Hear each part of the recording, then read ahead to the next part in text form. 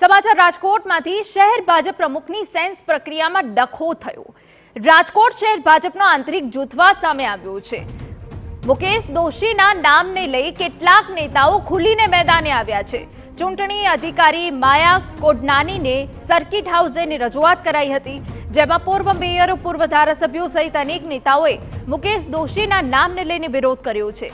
Sense પ્રક્રિયાની શરૂઆતથી જ રૂપાણી જૂથ પણ છે મેદાને।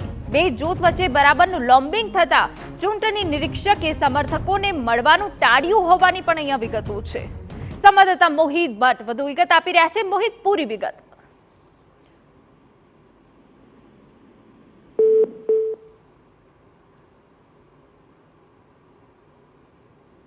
તો બે જૂથ વચ્ચે જે લોમ્બિંગ શરૂ થયું છે તેને લઈને ચૂંટણી નિરીક્ષકે સમર્થકોને મળવાનું પણ ટાળ્યું છે। આ વિગતો સામે આવી રહી છે।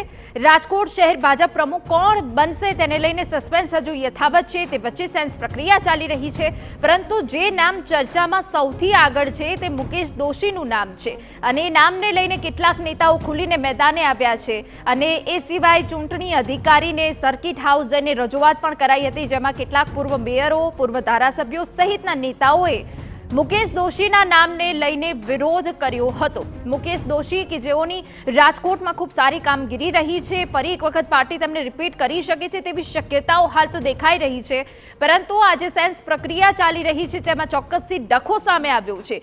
બીજી તરફ જો વાત કરવામાં આવે તો સેન્સ પ્રક્રિયાની શરૂઆતથી જ રૂપાણી જૂથ પણ મેદાને છે। સંવાદદાતા મોહિત ભટ્ટ વિગત આપી રહ્યા છે। મોહિત, પૂરી વિગત। રાજકોટ શહેર ભાજપ પ્રમુખની નિમણૂકને લઈને ગઈકાલે જે પણ ઈચ્છુક ઉમેદવાર છે તેમના ફોર્મ છે તે ભરવામાં આવ્યા હતા અને આજે આ સમગ્ર જેટલા પણ 29 જેટલા ફોર્મ આવ્યા તે તમામ ફોર્મની સેન્સ પ્રક્રિયા અને સાથે સાથે જે સંકલન બેઠક છે તે હાથ ધરવામાં આવી હતી, જેમાં એક મોટા પાયે ડખો થયાના સમાચાર છે તે મળી રહ્યા છે।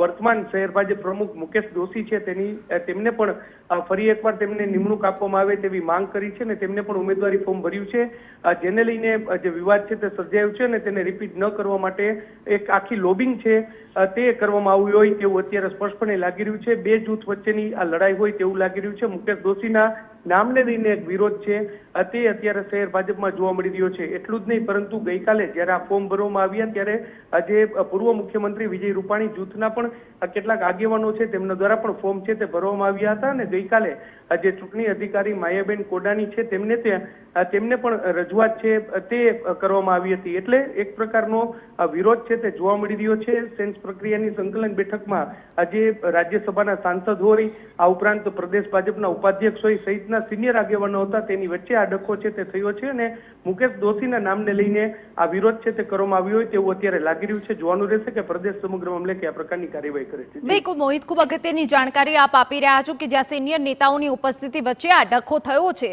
મુકેશ દોશીના નામને લઈને કેટલાક નેતાઓ ખુલીને